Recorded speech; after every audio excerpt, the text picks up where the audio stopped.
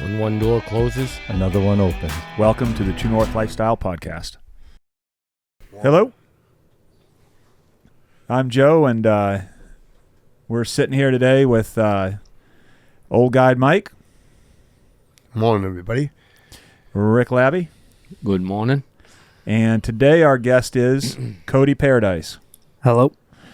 And I called Cody lives here in Jackman, and I contacted him after he shot his buck this year, just because when I saw that buck on the tailgate, Hell I of said, a buck. That's Yeah. a dream buck. That's a For Jackman it is. yeah. Well, for me, for anywhere. For anywhere, yeah, really. Where are you going with that one? Yeah. So, anyway, we'll start off first. You grew up in Jackman? Yeah, I grew up here my whole life. Yeah, and everyone that knows your dad, Cade, who lived in Jackman, he's been there his whole life too, hasn't he? Yep. He never left. He moved for a little while, but then he came back. Yeah, and Cade's a heck of a woodsman and outdoorsman, and kind of, I'm sure, taught you a thing or two as you were growing up. Yeah, everything I know. Yeah. And we talk about it a lot, about how important it is when kids are younger, just actually growing up in it and not starting to learn something when you're 16, but when Yeah. you're 4 and 5 3 and and 6, 4 and 5. being out there and just following them around. And I'm sure it probably wasn't just deer hunting, maybe a little shed hunting, Shed hunting, moose a hunting, little fishing. everything you can think of pretty much. Yeah. Yeah. Snowmobiling, you name it. Yeah. How old are you? I'm 19. Okay. Wow, you're younger than I thought you were. Yep. I thought you were in your 20s already. No. Boy, it's hard to go anywhere from there with that deer you shot. Yeah, I know. So, before we get into deer hunting, you've been shed hunting at all this year? I went Saturday, just drove around a little bit, but Yeah. I didn't find anything. Found a piece of one broken, like Oh, when they were really? fighting in the road or whatever. Yeah. That was it. Wow, that's do you think it was a fight from right now, or I really do think it was, just because of how like fresh and it smelled like an antler, like you know they were rubbing, and I think it was pretty fresh. boy, that's they don't usually spar so hard right That's now. what so I that's was thinking surprising. too. I was thinking like it might have been broken from the rut and then Oh yeah, finished it off or something. That's probably That's what I was that's a pretty thinking. good thought actually. That's Yeah, probably what that's happened. true. Point. Yeah, a big point too. Okay. Like it come off Yeah, it a had pretty some good leverage. antler, I think. Yeah. It's always amazing to me when you find a broken one, to see some of those ones that like break the whole palm off, or Yeah. the force that it must take Unbelievable. to do that. So now you just got to find the shed that it came Yeah, from. hopefully. So this wasn't your first deer. No, not my first. I've shot quite a few. Nothing of that size. A lot of Yeah. younger bucks, but Yeah. So is this a deer? Tell me the story. I just a little bit of online and stuff. I saw you had some trail cam photos, so there must be a little yeah. history. So I found him like 3 years ago, and he was just as wide, not as much mass, but just a big wide 8-pointer. And like I didn't have many cameras then, and then got him like early season. Never really saw him or was thinking I was gonna hunt him, and then it was like muzzleloader week. I had like 2 days in a row of him like chasing does and back and forth in one spot, and I actually saw him that morning, and I missed him with my muzzleloader at like 40 yards, just buck fever. Missed him. Really? He So let- hang on. I want to hear about it. I want to hear about the miss, because So I, this is the I good missed stuff. him. He let me completely reload my gun, pull up again, and I missed him again. Just like that, like within 5 minutes. He went maybe 20 yards. Wow. Completely missed him. Yeah. Scope That was or open 3 years sight? ago? That was 3 years ago. Wow. It was the first year I got him. Just Yeah. kind of happened to get him on accident because I only had like maybe 3 cameras out where I was hunting him. So scope or open sight? Scope. Was your gun on? It was. Wow. Yeah. Hey, that's all part of hunting. Yes. Don't ever admit That's that, painful. Cody. Don't ever admit Oh no, I love it that he does. No. You admit everything here. We're all friends, Cody. We've right. all been there. Yeah, it's those are painful lessons, and especially with your black powder gun, the fact that you had a chance to load again. Yeah. and watch him stand there and try to reload. And shaking Yeah, and then yeah. trying to. yeah, So you missed him twice that year. Yep. Never saw him again. Never saw him again. No, that was like the last day of our week here in Muzzleloader, Yeah. or like maybe the day before last. Yeah. So that's all you could think about till next season. Yep. And then I bought like 10 more cell cams and put a bunch of cameras out and got them early again. And So when then- you were buying the cell cams and focusing, it was for this deer. Yeah. Yeah. Pretty much. I mean, I didn't know where. I just put them out in the same spots, and then I just kind of guessed where he'd be going, or where I've had other deer that I've seen or whatever. So I just threw cameras out, and I had them early, like first week of rifle. But then I was also like, do I really want to spend my whole time hunting this deer when like there was snow up north? I'd go, track or try to track up north. But if we didn't have snow here, so I didn't like focus as much as I probably should have. I probably could have got him that year, but I didn't focus as much on him. And I don't even think I might have saw him one time that second year, and then this year I had even more cameras out for him, and I was getting them like every week, but never once on the same camera.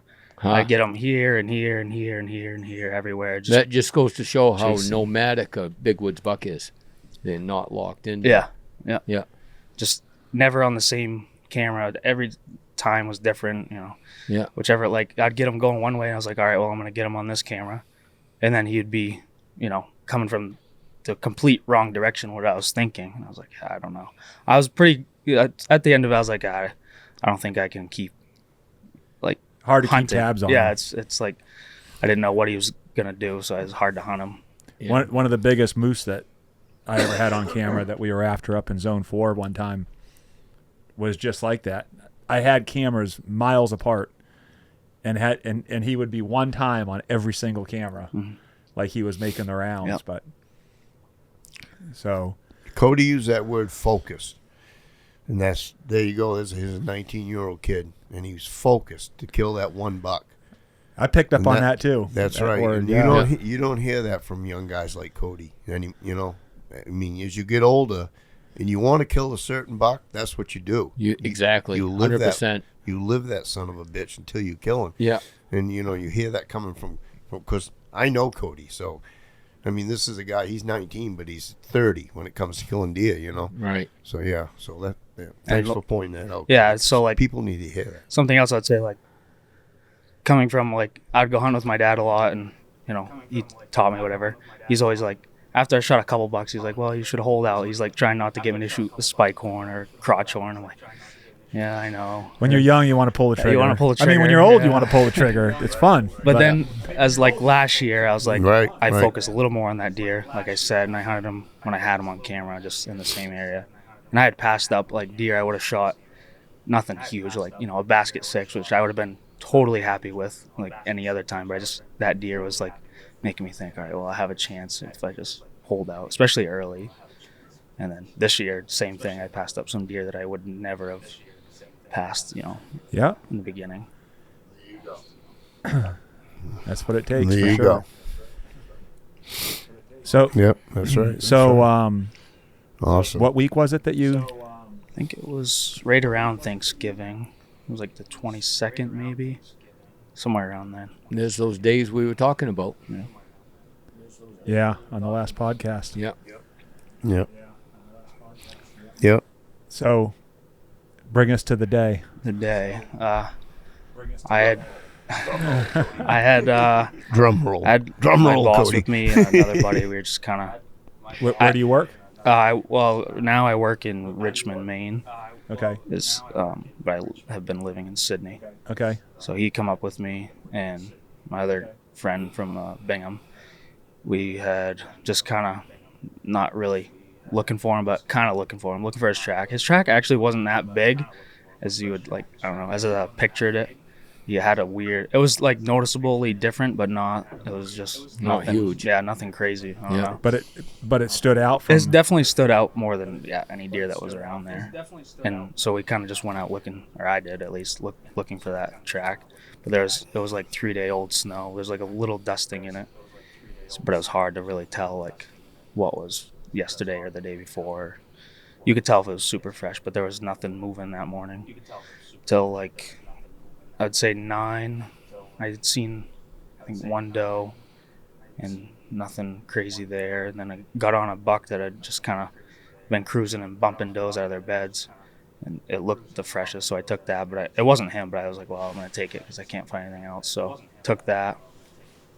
They started feeding, and I was like, yeah, they're probably gonna be either bedded down, they're like zigzagging and feeding, and a lot of just they weren't moving fast. So I caught up to them, jumped them, and I didn't have a shot. I didn't even see what it was, and took that, and I got on one of those migration trails that the deer were already using. And I circled and lost it, and there was like three. They were other using tracks. it already on the 22nd. Yeah, they weren't. I don't know if they were like it was a migration trail that I'd known about, but they had just They hit were it using or it, but not necessarily to migrating. migrate. Yeah, Right. I think they're just using it to travel. So I took that and did a huge loop, and got back to my truck, picked up my buddy, and we were going to pick up the other guy, my boss, and we were driving back, and I happened to look out my window. I'm not going to say where I was, but it was around town. I happened to look out my window, and he was standing there with a doe out of the geez. pickup. And he stopped, for a second, looked at us, and then started running. So I dropped my friend off down low because he was not sticking around at all. He was with a doe, which was good. It saved, he probably would have been out of there with never see him again. But he was with a doe, so he was, staying with her. So I went around and tried to cut him off, and I popped up over a little rock ledge. And there was a doe standing there. I was like, oh no, maybe this is the doe. But then I was like, she it looked like she was bedded down. I was like, oh, that's not the right one. So I just kind of snuck maybe 20 yards further and heard a branch break, and I turn around and there's a doe standing there. I was like, all right, this could be the one. And I see him. He's like full sneak, tilting his head around, coming up through the brush. I was like, holy crap. And then he stops behind probably a 12-inch spruce or whatever, and I could just see the antlers on either side of the tree. I was like, holy crap. Looking right at you. Yeah, and I was like, I don't want to screw this up again, so I'm going to wait. Because I feel like, when I missed him a couple years ago. How far was he? Rushed. He was probably 80 yards when I saw him, and he stopped at 60. Okay. But I don't think he knew I was there. The doe definitely did. The doe had me pinned, for sure. She was looking right at me, ears forward, trying to figure out what I was. And I was like, well, I'm going to wait. You had your gun up? Yeah, I had my gun up, but I was like, I'm going to wait and, let this play out. Scope or peep? I run a reflex, a red dot reflex with no magnification. Yeah, I like red dots. Yeah, that's what I got on most Yep. my tracking guns or whatever. Same here. Close range. And so he was just stopped there. I could just see his antlers. I was like, all right, I'm going to let it play out, not rush it. And it felt like 20 minutes. It was probably only 30 seconds. Like, all right, I got to move so I can shoot as soon as he steps around this tree. I go to move and I slip a little bit, and the doe takes off. I was like, oh God, he's gonna see that something's not right. So I just pulled up, after she started to go, and he did the same thing. I don't even think he knew I was there, but he knew something was wrong. And 80 yards broadside running, fired 3 times. I hit him twice. He dropped right there. The last shot was right in the neck. Your first shot was when he was running? All 3 of them were running. Yeah. But it was only, 60 yards, perfect. That's what it pretty takes, perfect though. broadside. Yeah. Open? Open. Yeah, I had he was running down a tow road. Good clear shot, pretty, most of the time. Yeah. I feel like, Cody, that red dot, cut the time to focus in half for me. Me too. Going from open sights or a peep sight to that red dot. Yeah. Just so fast. Yeah. It's just boom, boom, boom. And you don't even think about it. You just pull up with the dot, and wherever that dot is, it's gonna. Yep. That's where she's gonna going. shoot. Yeah. Shoot with both eyes open. I I love do. it. Yeah. Yep. I do too. Yeah. Yeah. So he dropped right there, and I'm not gonna lie, I was crying, I was yelling, I was doing everything, and Yeah. How would you not? After you've been after something that long. I didn't even think it was real. I saw him drop, and I was like, oh, there's no way he just dropped like that. I was like, I don't know, I don't believe it. And then I walked up there, and I was like, holy crap, this is the one for sure. Yeah. Wow. I've been after. Yeah, he's just even right down to the big dark antlers and everything. Everything about him. Yeah. He's like what. Well, what I meant for Jack when I said Jackman is you just don't see deer like that in Jackman with horns. Right, like you that. do in Saskatchewan, Yeah. but you don't in Jackman, right? But remember that one I shot, that 6x6 Right. that scored Yeah. 168 years ago. I mean, he was just a freak. Nobody even had him on camera. Yep. Yeah. And that was around Jackman too. Yeah, That was right right near around town. Yeah. Yeah. It's funny.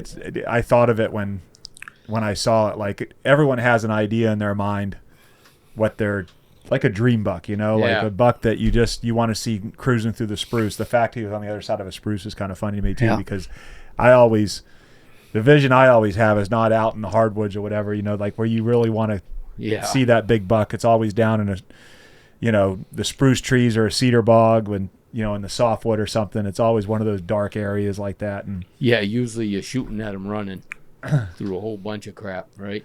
Yeah. So that one really struck me. I would send it around to, friends and a couple family did members. you have him scored? Yeah, he grossed 151 as an 8-pointer. Wow. Yeah. He's net like That's a heck of an 140. eight-pointer. Yeah, it is, man. That's awesome. Anything 150 Oh, yeah. up Anything in this 150 area is is great, unbelievable, yeah. really, because there's a lot of those, not a lot, there's those big bucks around here. Garnett was here on the last podcast talking about them, and of course, the ones you've killed and everything, but the reality of it is I to haven't actually killed- kill one of those. Yeah, I've only killed one deer over 150 in Maine in my life. What? Really? Yep. Yeah. Over 150 inches. No kidding. Yeah. They were all like 130s, 140s, all the ones that made the book. Yeah. Yeah. That's because I hunt up here. No, I thought and I a thought you big killed deer a few up of them here. up here No, that were. I got a few. So that 160 whatever I got was a the only one? couple of 140. Yeah, that one, he grossed 168 and netted 162. It's a 6x6. Yeah. Yeah, I remember. That was a long time. That was back when But the girls were young. All and- my other big deer, though, all my Boone and Crockett's and all my buck that gross over 170 have all been out west in Saskatchewan and Alberta. Yeah. Yeah, I thought you killed. It's killed pretty a tough few in over Maine. 150. I think if you really wanted to kill big deer in Maine all the time, you'd have to focus on hunting down east, Yeah. because that seems to be, you look at the record books and where they all come from, and it's that coastal area kind of down east.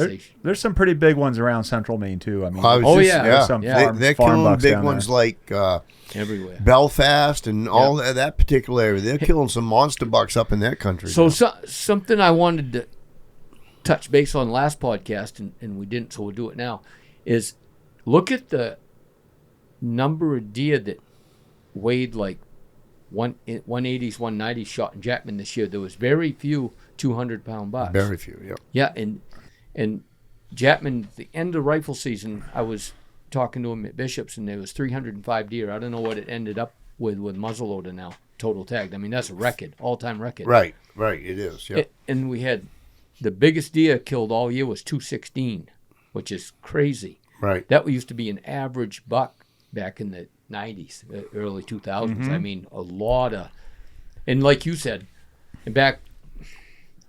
I almost disagree with that a little bit, because back in the early 90s, we had more deer, I think, than we have now. It was nothing to find 200-pound buck tracks back then. There was 2 on every mountain. But as we got into them hard winters, we lost the whole deer herd. Then there were less deer, but we were getting bigger deer. We were shooting deer, 240, 250, 260. There was a lot of them weighed that size. And so it just seems like there's a lot of 180, 190-pound bucks now. The And good racks. Bigger racks. Yeah. The racks were awesome. Bigger racks than we had years ago. Yeah. So down home in Smithfield, which is, they never weighed a 200-pound buck 10 years ago, ever down there. And they tagged 2 this year that were over 260 on the scale. No 2, kidding. Yeah, at D&L.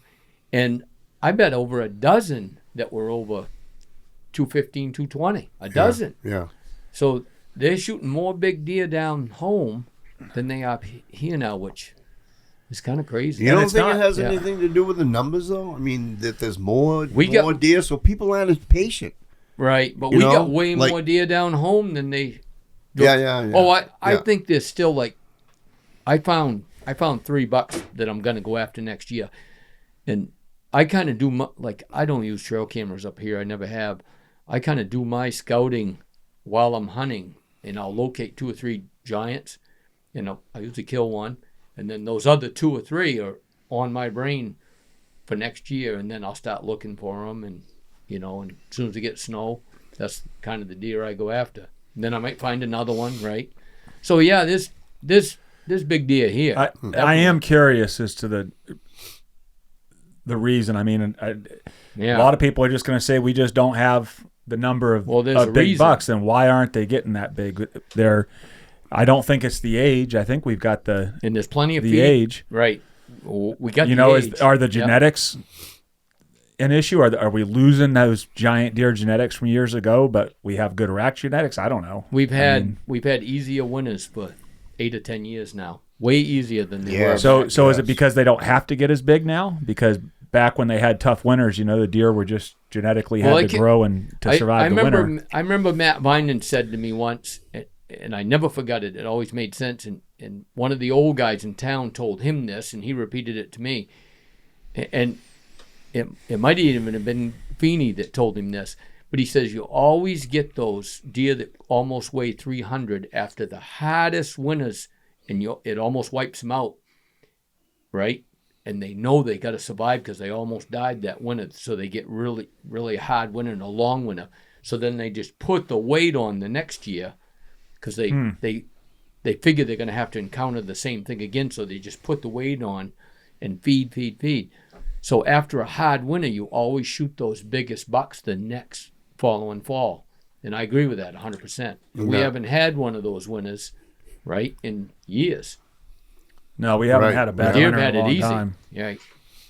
Yeah. Plus, that hundreds and hundreds and hundreds of deer come to town to eat. Yeah. Not only Jackman, but all through the state. And they never did before. No, and I think that has something to do with the nice antlers. Yeah, I do. I really do think. I mean, you got to figure how many deer we have in town. It's hundreds. Yeah, hundreds. Yeah, and those pellets are made for the right nutrition and give them everything they need. Cody's mom is the one that told me what to feed the deer because she knows. She was a biologist, right? Yeah, something. Studied to be one or whatever. And she did a big thing on she did. feeding I deer. her, and I asked her, what should we be feeding them? And that's what your mom was the one that told me that. Because that's what they want, and that's what'll make them healthy. Corn is a joke.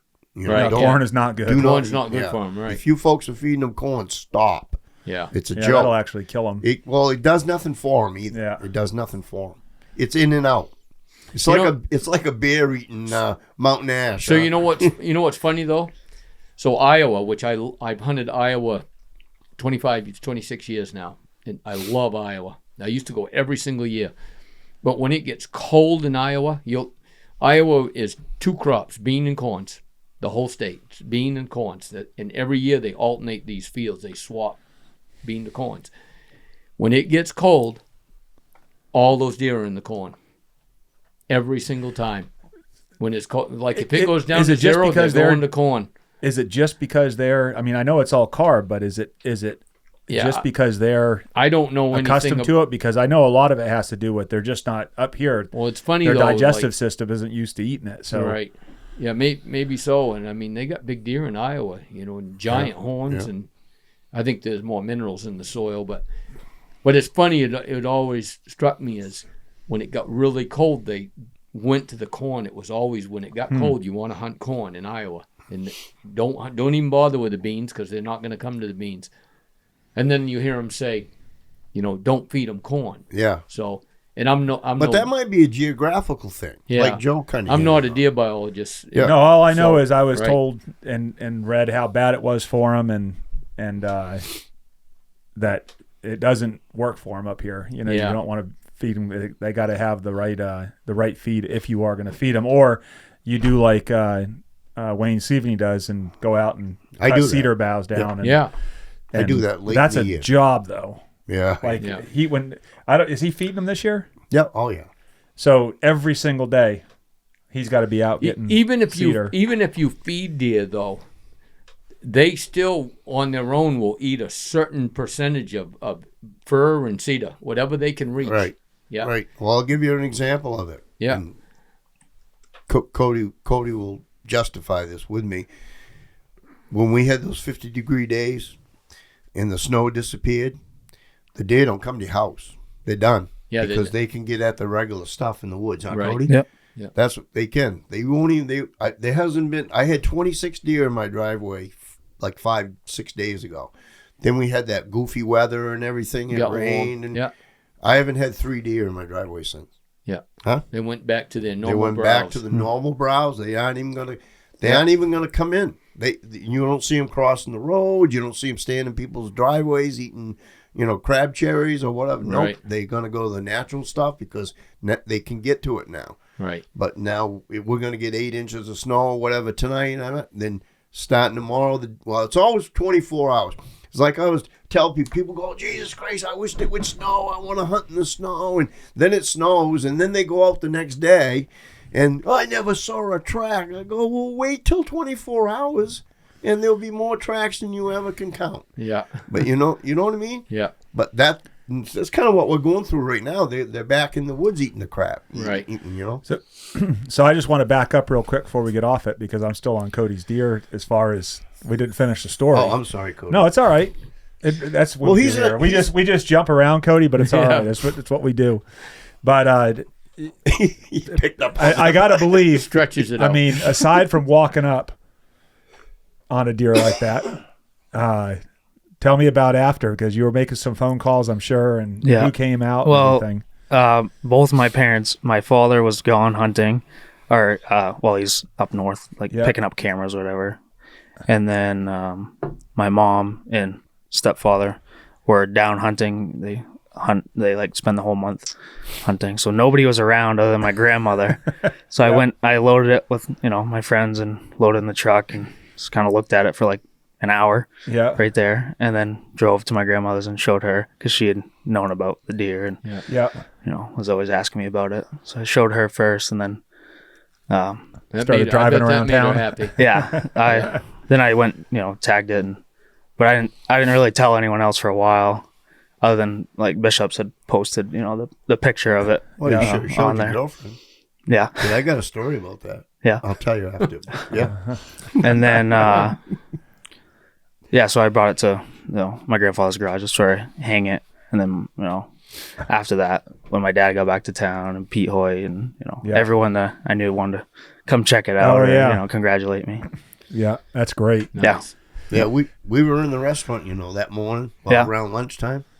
And your girlfriend was waiting on us, huh? So because hey, where's Cody today? Is he hunting today? Blah blah blah. So she's busy. She's like a little smart ass. She goes, I don't have time to keep track of him. She goes, he hasn't got a deer yet. Blah blah blah. I said, oh, don't you worry. I said, Cody's gonna get his buck. I said, don't you worry about that. So your girlfriend's like, well, he always tells me that. So I leave the restaurant. Cam stayed. My boy and one of the other guys, they stayed a little bit longer. In drives Cody with that buck. Oh, yeah. Right, I went there. That's right. Yeah. Oh, no kidding. I went there and showed her. Yeah. Yeah. Take that. Holy cow. Yeah. I said that to Cam. I go, I bet she ate the words in. You got to enjoy them days because there ain't many of them, Mm-hmm. right? Yeah, you wait all year. Yeah. Well, it's all part of it, man. Yeah. That's the fun part. Yeah. Another local Sharing girl. it with your friends. Local girl sent me a picture of that buck. Yeah. She wasn't happy. Oh, Your yeah. neighbor there.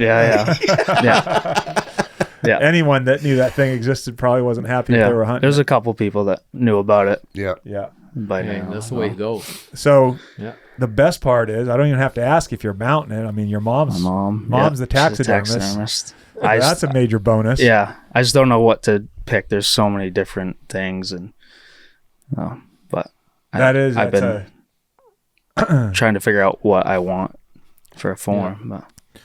Well, I always look at where it's going to go first. Yeah. If you know where it's going to go, then sometimes You'll it makes move it a it little bit around. easier. Oh, yeah. Yeah. Which way the other ones are looking? Well, I need another one looking that way. My favorite mount right now, Cody, is that 200-incher I shot in Nebraska last year. Yeah. I had a wall pedestal done. It's turned. Yeah. Oh, my God, that's I have phenomenal. Yeah, I have a wall pedestal, Yeah. an axis deer that I shot in Texas, and it's got a hard turn to it. Yeah. I like the looks of that. Yeah. I haven't seen one on a deer, but I like the looks Come of out that. beautiful on that whitetail. Actually, Jeff at Peak Taxidermy's doing that Iowa buck wall pedestal for me. Oh yeah. Yeah. Nice. Yeah, I went to see him last night. Yeah. He had 88 deer, I think, in his shop. Yeah, he was took in. Wow. piling them up in there. Yeah. Yeah, I know. Yeah, he's doing good. He's all done his job and going full-time taxidermy in February. No Yeah. kidding. Good Yeah. for him. Yeah. Yeah. Yeah, he's had a great season. Yeah. It's been good. The Jeff at Peak, and I know Taylor Walker. He's busy as can be. He can't even keep up on knives. Can't keep up with him. No. Well, he does keep up with him, but has a hard time. I think Yeah. he's out right now. But I think his Black Friday Christmas sale kind of Wiped him out. yeah. Yeah. So that's great. Good Yeah. quality products. That's what happens. Yeah. Good taxidermy. Absolutely. But Your mom's flooded with deer too, huh? Yeah, I she's heard. booked. Yeah, Yeah. she's full. Loaded up. The buck I was telling you about that Ken got back there from the Yeah. crooked taxidermist said but I was gonna ask Sarah to do it for him. That's the name of the company. And she couldn't take it? Crooked No, that's Taxidermy. the one we gave to with the word. tell that. Go ahead and tell that story. We weren't on the podcast when you told her. Oh yeah, well, Cam, a few years back, because people that follow me and follow my son Cam, he shot a monster. Oh man, it was probably 3 years ago now. I remember that A deer. huge buck. Remember that one? He had Yeah. the sticker there. Well, Yeah. anyway, he took it to a taxidermist on the recommendation of a fella that we knew. That we knew the guy pretty well, and he never saw it again after he dropped it off to this lady taxidermist. He never saw it again. Never heard from her. Call blah blah blah. Yes. So it was like he thought Lose your biggest buck and never see it again. I know. What the heck? I mean, he's got some monsters, Cam does, but that one is the biggest. So anyway, he just kind of wrote it off, one of those things. Well, all of a sudden you get a call from the warden service. And they said to him, you can't, Cam Stevens had dropped a deer off at such and such a taxidermist. And Cam says, yeah. So they go, well, we've got your deer. We've got your horns and we've got your cape all done. The cape's all been done and everything. Yeah. And so Cam was like, oh my, he couldn't believe it. It was like God sent. He just couldn't believe that he was going to get that buck back. So anyway, the taxidermist ran off on everybody and the wardens investigated and found her and got everybody's head back. So Crazy. Yeah, that was. Yeah. So, the moral of the story is, taxidermy it's no different than anything else. There are taxidermists that are dynamite and famous and well known, and Dick and Sarah and Peak and but there's also some donkeys out there. You want to make sure your recommendation is somebody you trust. I mean, I don't recommend anybody I don't trust. Right. No. And we just happened to, it was a guy we knew. So Cam, it was a guy that I knew. So Cam said, geez, they're a friend of my dad's. I mean, so that's why he let the woman have it. Yeah. Yeah. But they got it back and it, the story ended up pretty good as it turned out. But so be careful on that taxidermy stuff. It's no different than anything else. Right, Rick? Yeah. You get that right. I think Cody's all set with his mom, though. Yeah, he's got it made. He's got it made. So who ended up getting it? Did you find someone? Well, I'm going to ask Sarah. Oh, Sarah is going to do it. Here. I thought you said she was full. Okay. Well, I till Cody just told me, I assumed she was, but yeah, I'm going to ask her anyway. Yeah. Yeah. But So my buddy Travis was full. 207 taxidermy down Sydney, and he mounts me and Levi's deer usually every year. He does one for me, and he says, "Yeah, I'm full." And we shot them 2 bucks in Nebraska. Nancy and I did 2 nice muleys, and I said, "Hey, Trav, mount them mule deer for me." And he goes, "Oh, yeah, bring them over." He says, "I'll do them." So he was full, but he fit me in. Nice. Yeah, good. Plus, he's never done a muley, so he's excited to do a mule deer. Something different. I got a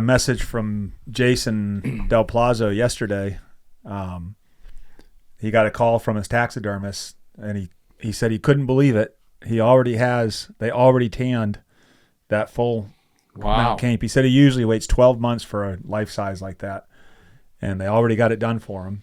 So he's going to work on it right away, and holy cow! Hopefully we'll have that done. That a standing moose or laying? What is it? He's not positive. He's going to be standing. Yeah, but he's not positive how he's going to have it because he kind of wants it's in a big space. He's got basically a big that takes a lot garage of room. area, and it's going to be right in the center of it. Oh yeah, with everything else in there. So he wants to.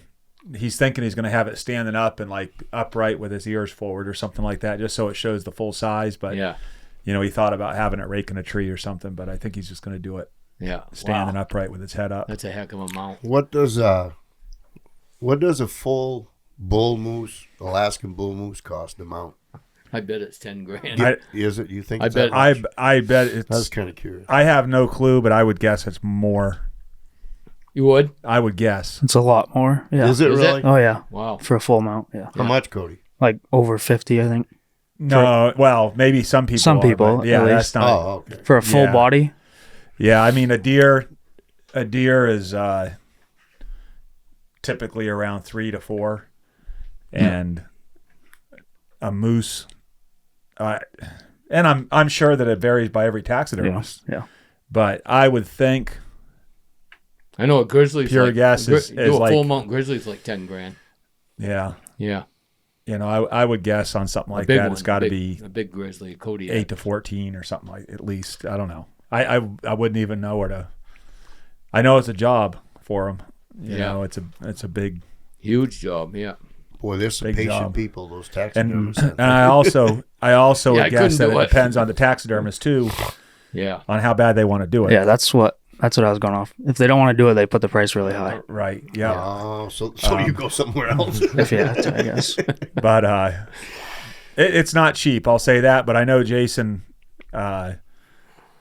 He 20 years he's been thinking about that thing, and he's shooting an Alaskan bull, and it was just right. It was surprising to me when he told me because we're getting ready to. I'm like, I was getting ready just to start cutting it, for a regular cape.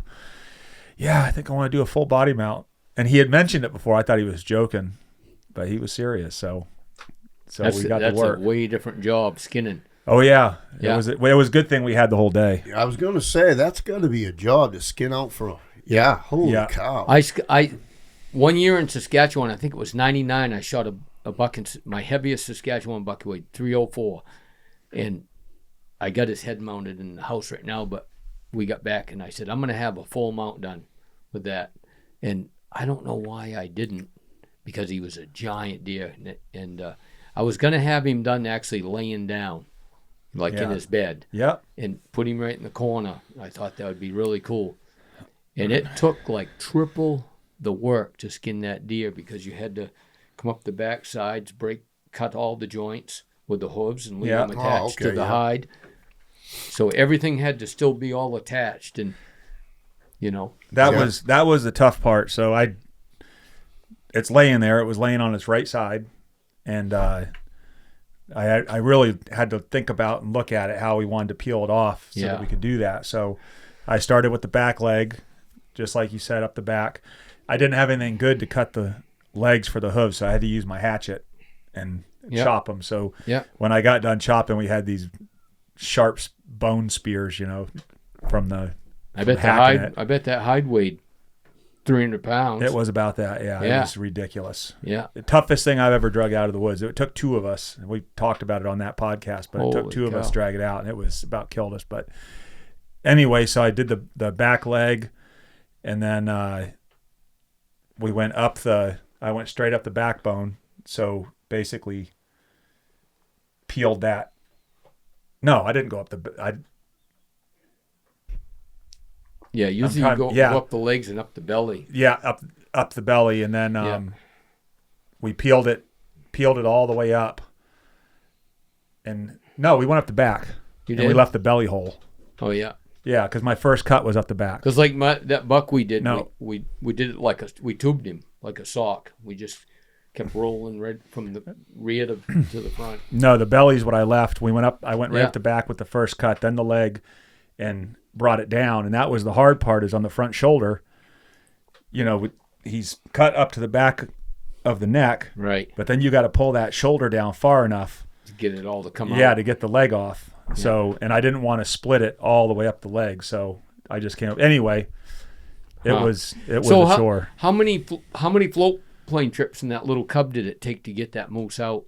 Yeah, it was on wheels, and it took. That was kind of funny too, because it was such hard work. It takes a couple trips to get a moose out, but the hide and the horns went out on their own trips. He stopped just passing through, because the way it works, you're camped there, and they've got other guys around that are hunting. So if they're cruising by and they're empty, they'll just stop and grab it. They'll say leave it out on the landing strip, and they'll just grab it. You don't even know they're coming. Right. So he picked up the rack, and I was getting a little concerned about the hide, because had been, I think it was 2 days, and it was cold, pretty cool, but we had some rain. I had it covered good and kept it dry. But we heard him coming in. We were down in the valley hunting, and we saw him coming in, and we're like, oh, he must be coming to get the cape. And I mean, he wasn't on the ground for 3 minutes and was gone. And I said, oh, he must have tried loading that thing up, but he just couldn't get it in. Yeah. There's no way he loaded that thing that fast. But sure enough, he had loaded that thing and got out of there. And Jeremy's not a big guy, but it was all of his practice loading bear capes, because he's done a couple hundred bear capes over the years, I'm sure. So that's a good load, 300 pounds. That's like a big guy in a super cub. Yeah, it is. so yeah, It's like a job. exactly. It was like dragging that thing uphill. It was 20 feet at a time, stop and rest. Yeah. With both of us pulling on it. Yeah. Because it didn't drag easy either. But it should make, and hopefully it won't be that long being done, but it should make a pretty cool mount. Yeah. What kind of time frame do they give you on something like that? I have no idea. I think, that was what the text was yesterday, was that they were working on it. So I think. Yeah, it's only been 4 months. Yeah. Yeah, that's pretty good. I think it could be sooner than what we thought. We figured it was going to be a couple years, but maybe it'll be within a year. Yeah. So You talked about dragging earlier, Mike, how we don't drag anymore. My back, I can't. I mean, I can walk all day, but the minute I start dragging, I'm in trouble. Thank God for Butch. Yeah. Yeah. Yeah. Yeah. For probably the last 10 years, I just called him. I said, hey, I need some help. You better bring somebody. Like he's not busy either. Yeah, I know. Right in the middle of his season. Cody and I He's got a a good boy. dragon story, don't we, Cody? Yep. Yeah. Let's hear it. I used. Okay, I got to draw a picture first, because Cody's quite a guy, you know. He really is. I used to sub at the school. And I used to help my wife just to cook. My wife's a cook. When old guy Mike was subbing, it was fun, right? Yeah. Yeah. Well, Like, Cody. yeah, we don't have to do anything today, boys. We're just gonna screw around and grab ass. We used to talk about deer hunting. Yep. I get Cody in my class. We sit and talk about deer hunting the whole class. Tell deer I stories. tell the other kids, go ahead, do what you want to do. Well, because, at that school, you only have 6 kids in a class, Yeah. But anyway, so I'm working the lunch line with my wife this particular day. Well, Cody was pretty famous for showing up at school when he felt like it. Huh, Cody? Yeah. 10 Pretty o'clock. And they get out at 2. Huh? This guy shows up whenever he wants to, right? 10 to 2. One day he showed up at 9. We were going to have a vigil because Cody showed up at 9 a.m. Never did that before. No, because we're in the line, we're joking. Jesus, Cody, you all right? You must be starving to death. What are you doing here? But anyway, fast forward the next year, well, because I don't drag anymore. I shot one up in Forsyth under the wind towers one morning. So I said, geez, I can't. I don't know. I don't want to drag this deer out, and my wife will kill me, right? So I called the school. I had get cell coverage up there. I called the school, and I get Marie. I go, Marie, who's in breakfast line? She goes, well, I'm talking to Cooper. I said, oh, you are? I said, tell Coop to meet me at mile 6 over the Holder Road. She goes, well, okay. So I come out. Well, Coop brings Cody with him. So now I got 2 of them. They left school? Yeah, Yeah. they left school, met me at mile 6, and we went up in the towers, and they dragged my deer out. Yeah, that's Now, the way it should be, right where, there. Where else in America Yeah. can you call the local school and say, "Hey, And send look me at 2 look at him. dragons"? Look at him today. Didn't hurt him one bit. No, No, not one bit. no. No. But yeah. Oh. Yeah. So yeah, Cody, he's quite a legend around here as far as I'm concerned. You said you were living in Sydney. That's where I grew up. Yep. Yeah. Yep. I just moved down there towards the Yeah. That was September. all. No kidding. Yeah. That was all farmland when I was a kid. It was all farms, and I'd come home and jump on my dirt bike, and I would ride almost to Augusta, just farm from farm to farm. I had trails, fences I'd undo and put back. Open the gates. Yeah, I do that every single day. When I got home from school, I'd ride my dirt bike. And I knew every trail, every nook and cranny. I don't think there's a farm left with cows out on the field anymore. No, my wife and I was talking. Well, there about is that. Bragg's Yeah, farm. we went. Well, on Route 8, there's still some farms. If you come from Yeah, on the Belgrade that side. yeah, and then there's a few up on the Norge Walk in. There's a few dairy farms left up on Route 8 up in there too. Yeah. Chartrand's But got we a lot. were talking farm. about that. But Chartrand never puts his cows out. They're all inside year round. All the big Are they farms, really? all Yeah. the big farms do Year that. round. Yeah. They don't even. The cows don't even go out. They don't even get any more. exercise. No, no. All they do is milk them twice. You a go day. out west and there's no barns. They stay outside, snowstorms, you name it. They might have a wall that they can go up against in Yep. the wind. Yep. That's it. Really? Yeah. Yeah, no rules out there. It's crazy. Huh. Different than here. Yeah. Yeah.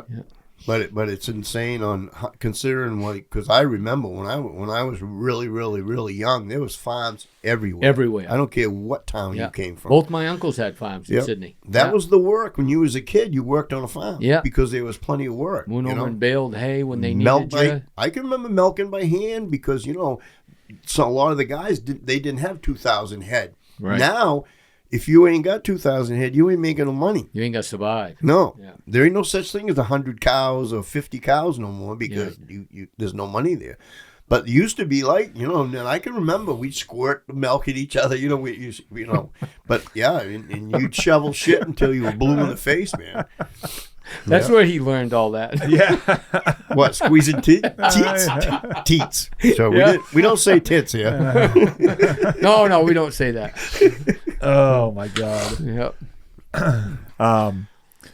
Well, Cody, I'm just curious where you go from here now. Deer wise, You don't have another one that You're gonna have to start going west, Cody. yeah, maybe. Yeah, There's or another north. one around here. I got that- hooked on big racks, and I realized I had to start hunting more out west. Yeah. If I want to kill big rack deer, because there just aren't that many in Maine. But well, he found one of them. yeah, Yeah. you were lucky, man. Yeah. That was a hell of a deer. Unbelievable.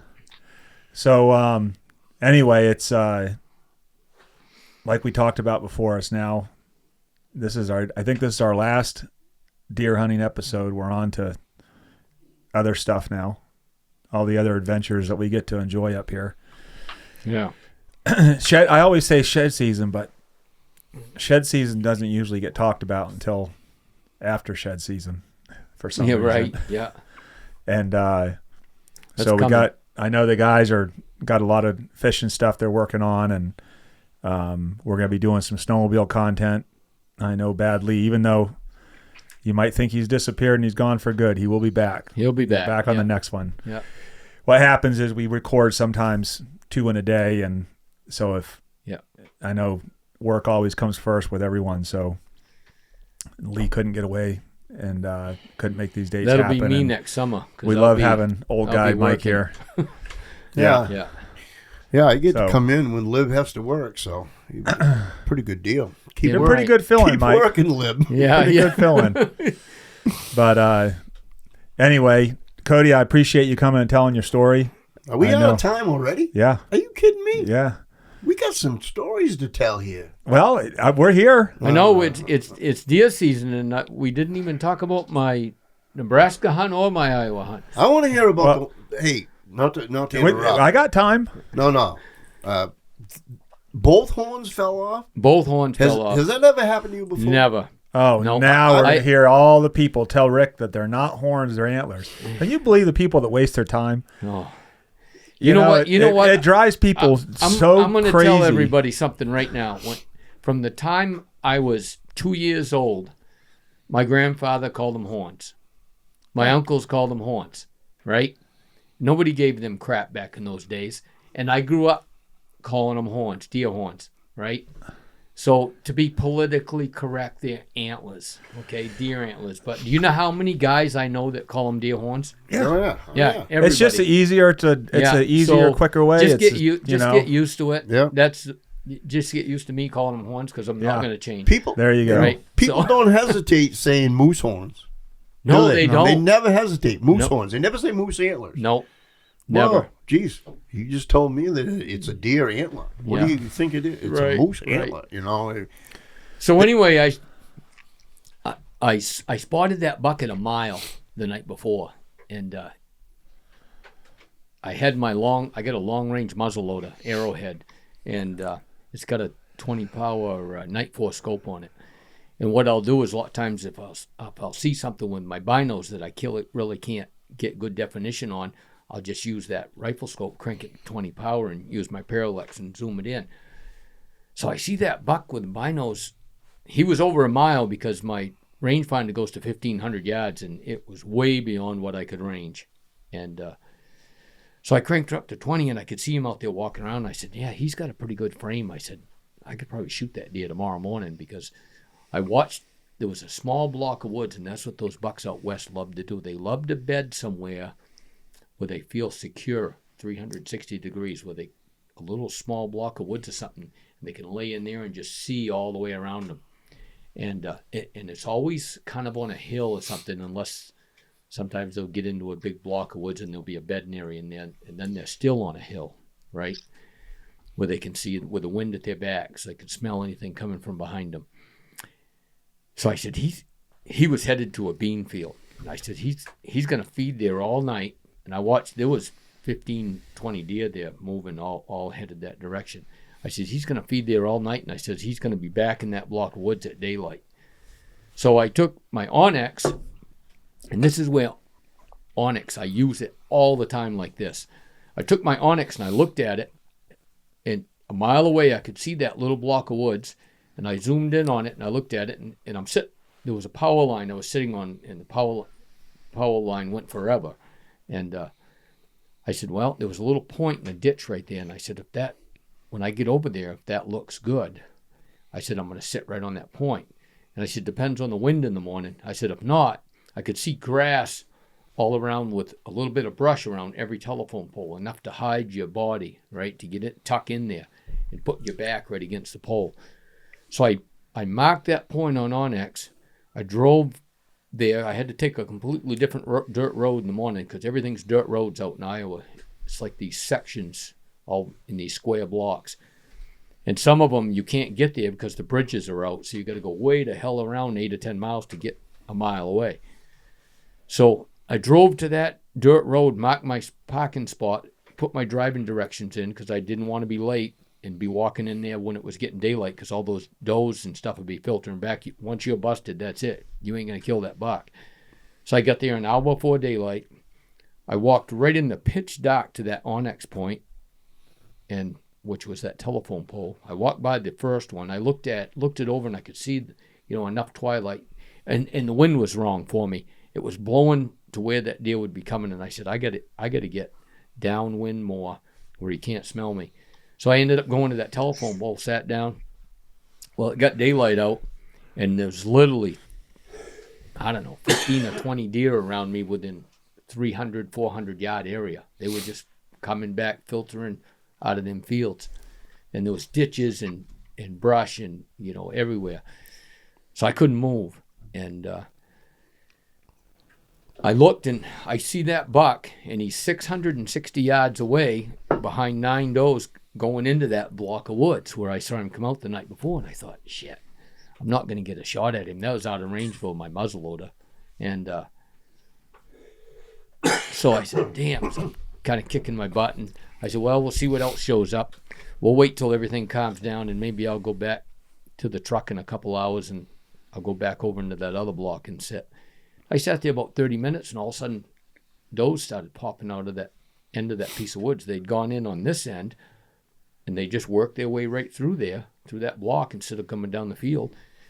I said, geez, maybe that buck's going to pop up behind them. Sure enough, about 10 minutes, 15 minutes after that last doe come out, they were all working their way down the cornfield, and they were headed to another spot to bed, and that buck comes wandering out.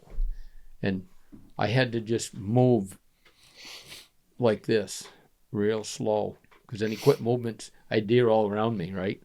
And they never saw me until I had my muzzleloader leaning against the telephone pole behind me, so I had my binoculars and my rangefinder. And I grabbed that muzzleloader and I started to lay it down like that, and one of those does caught that movement, and she was about 250 yards. She was a little bit closer than that buck, and she was locked right on me. Well, then the other deer saw her, and they're all locked on me, so now I got like 7 does locked on me.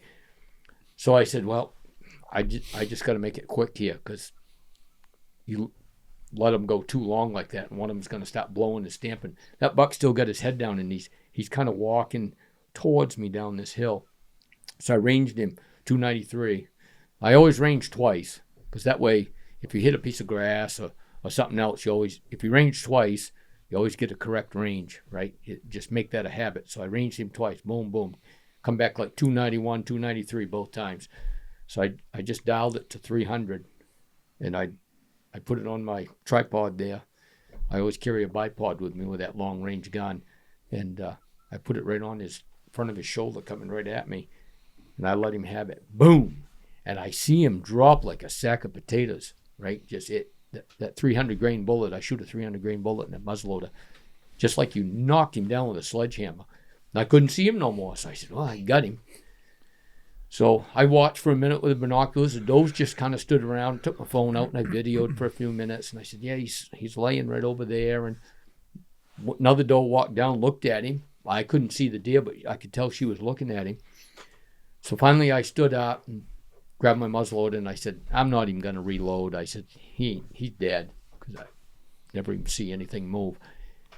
So I started working my way over, and as I got over there, the does started running off, and they all blew and cleared out, and there was like a little bit of a knoll there, and I just come up over that knoll, and I'm expecting to see horns sticking off the ground, because he was like 21, 22 inches wide. He was a nice wide buck, and I could see his belly, no horns. I go, what the hell?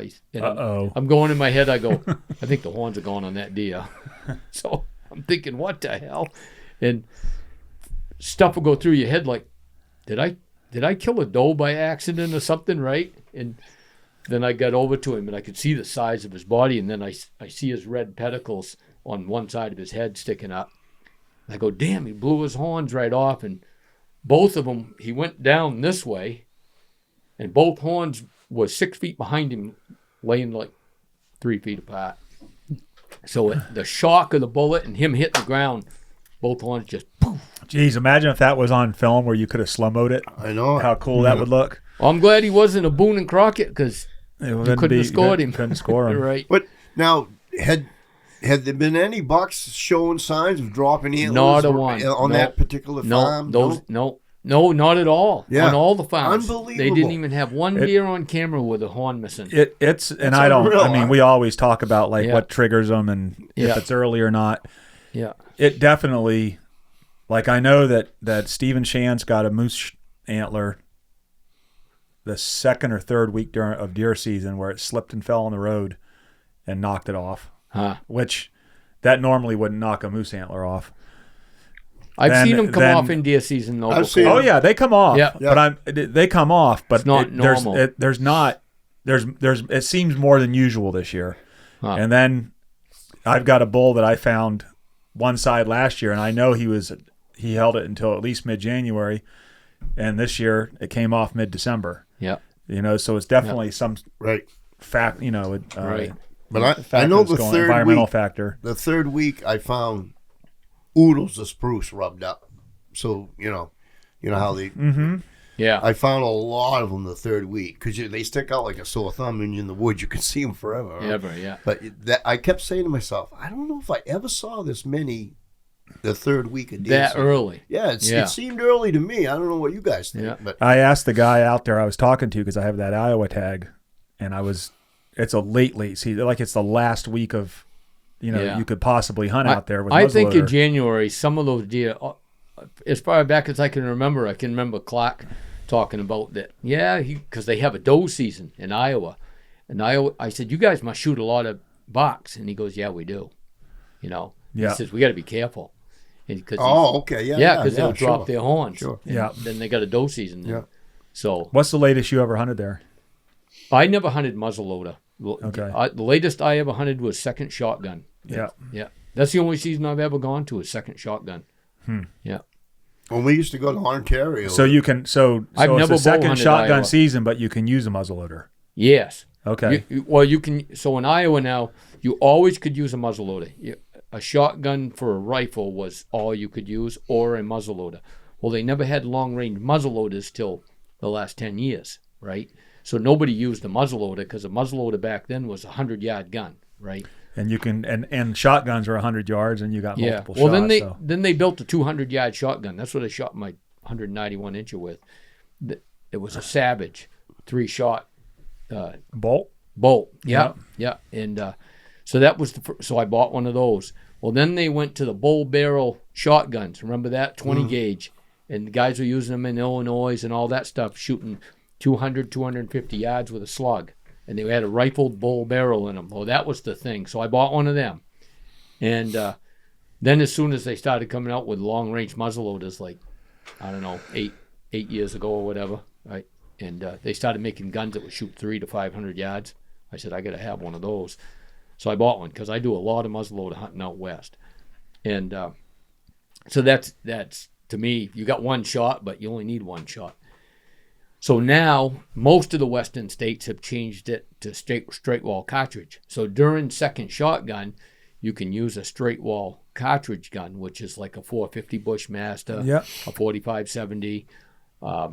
There's a 450 Raptor, 360. 360 Legend, 450 Marlin. Buckhammer. Yeah, That's a street. So any straight wall, which a straight wall cartridge, I mean, 300 yards, you're pushing maximum with a straight wall, really. Even with a range finding scope. Right.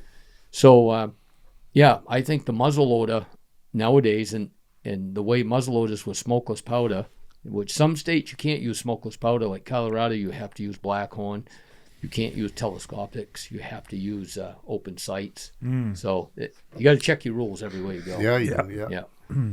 But yeah, so anyway, that's my choice of a gun to hunt with out west is a muzzleloader late season. I like that. Yeah. Then we came from, Nancy and I went to Nebraska first, and so she didn't get to go last year.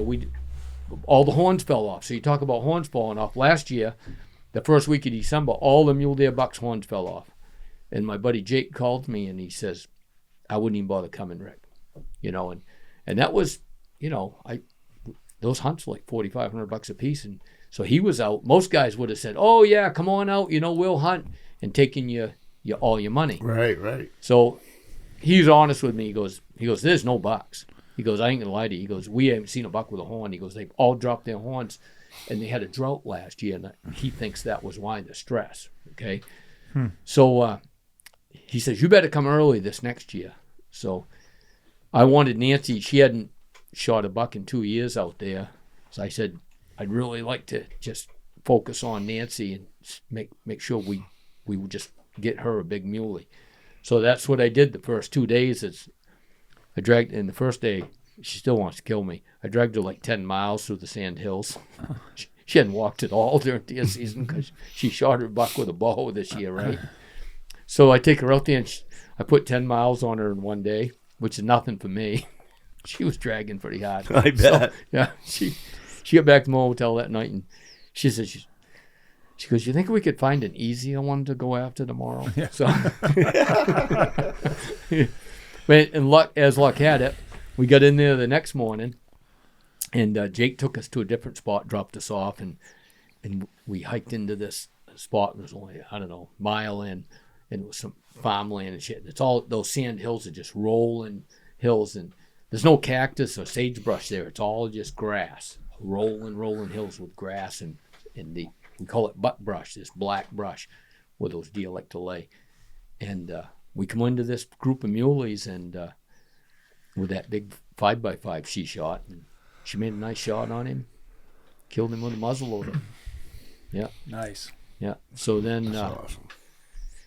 yeah, then the next 2 days, we only hunted 4 days, and I was going to Iowa. So the next 2 days, I was looking for a big muley and couldn't find the one I wanted to kill. And I think he crossed onto the neighboring ranch out there, which was like, well, the one where Blake Shelton flew over me, where I was hunting. Did you see that post? I was hunting out there, and this real fancy blue helicopter flies over me while I'm hunting. And he was pretty low to the ground. And he flew over, and I could see the guy in the cab. There's 2 guys in the cockpit. And I get back to the restaurant that night in a meeting. One of the old guys comes up to me. He goes, "Hey, Rick." He goes, "Did you see that real fancy helicopter flew over today?" I go, "Yeah." He goes, "You know who that was?" I said, "No." He goes, "Yeah, there's Blake Shelton. He's hunting a ranch next to you." No kidding. Man. Yeah. So, yeah. But anyway, yeah, so I ended up passing a couple bucks up, and then the last day we got some snow, and I actually got on the muley's track in the snow, and I followed him for about 3/4 of a mile, and in those sand hills, it's just, I mean, thousands and thousands of little dips and draws and coulees and everything else. But I caught up with him in the snow there, and I just started to come over a knoll, and he was with a doe 291 yards. And I used my shooting stick, and I shot him with that muzzleloader, and it was kind of funny when I shot him. You could tell he's a big deer, you know, probably well over 300 pounds. But when that bullet hit him, he backed up. He went downhill till I couldn't see him no more. He just went backwards, right down out of sight. And he tipped off. I got over there, and he was dead. So, but yeah. That's funny. You never know what they're going to do. No. There was a recent video I saw from somewhere. It was in snow, and it said something about watch this buck snowplow, and they shot it, and that thing was slow motion, and it was running wide open, but it was dead on its feet. Yeah. And it you know, folded up while it was running. It was pretty neat footage. Yeah. Oh, they go till they can't go no more. Oh yeah. Yeah. So yeah. But well, I guess that's going to do it for this episode. Again, like we always say, we really appreciate everyone listening in and watching. Please be sure and if you're not already, follow us on Facebook, Instagram, and like and subscribe on YouTube and hit the notifications button. That way you know whenever we have something coming on. Neil's always got something coming out. So every day. We appreciate the support, and till next time. Yeah, and we want to mention a couple of our sponsors too. Gary Williamson, if you got any land you're looking for in Western Maine, he's the landman over there, and he's got all kinds of opportunities, views, everything up in the mountains, near the skiing, hunting, fishing, everything. Contact Gary, and who else we got? Got Northeast Troller. Northeast Troller, right. So he's coming up with, I talked to him the other day, and he's coming up with some new patents for spring. Yeah, patterns. He's patenting. And he actually wants patent on the. So I don't know if this is gonna. Don't get excited, folks, and I don't know if this is gonna happen or not. But he told me he'd do like 5 of my own colors and have a Rick Labby series of Northeast. Well, those are going to catch the most fish. I don't It's the signature that does it. I got to come up with. Yeah, maybe they'll be signed or something. That'll make them work better, right? Hey, thanks, Cody. So Yes. Yeah, and brother. really appreciate you coming in, Cody, Yes, and thanks sharing for your having story. People will see when they see the pictures of It's it. always great. If you hunt in Maine up here, and especially you being so young, focusing, like Mike said, on a deer and getting it done is just awesome. I can think of Cody like 30 or 40 years from now. He's looking at that buck on the wall thinking, man, the hunting used to be good back then. Like that now. We always talk about the old days. Yeah. When really it's better hunting now probably than it was back then as far as deer and racks. No, I remember lean years when Yeah. when I was young, in southern Maine, there was no deer. Yeah, there wasn't. There. No, Hal and I grew up, almost in the same town down in that country. Right. And if you went out and shot a deer, one a did week good. or whatever, what we did back. You were like, everybody knew you as either a hell of a deer hunter or a goddamn good poacher. That's the way people looked at you back then because there was no deer. Right. I always feel like we're always living the good old days now, just because. Oh yeah. Look at the fun we're having and the stuff we get to do, because it never really opens up, and you never find more land open or more access, or maybe it was better hunting at some point, but I don't know, it's pretty darn good now. Yes, it is. And yes. So I always say, instead of looking back at the good old days, be thankful for the days we have now, because they're pretty darn good. Yeah, because it can go to shit quick.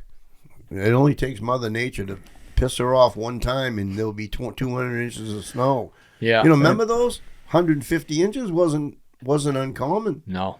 You don't Not ever just see that, land access. Yeah, that's the future. We're going to have some episodes talking about that, because it's definitely something that's going to threaten hunting, not just here but everywhere. It could happen. And when we say here, we're talking about the mountains and people say, geez, you just get out of your truck and go hunting. I've never even heard of such a thing. It's already happened out west. You got to go through an outfitter if you want to hunt it pretty near anywhere. Yeah. We might not see the wrath of it, but Cody might, and his kids might. He will. Yep. Yeah. I think about my grandson now, that's, exactly. It always was the kids. Now it's the grandson. Yeah. What's he going to see? What's he going to have to hunt? So Yep. important stuff. That's right. That's right.